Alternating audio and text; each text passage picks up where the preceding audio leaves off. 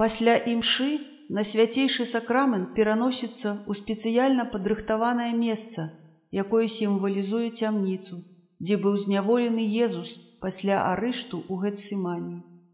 У гэтым месцы пасля будзе магчымасць пабыць у ціхай малітве разам з Езусам. Гасне вечная лампада, якая гарыць увесь год. Табернакулюм цяпер пусты і адчынены.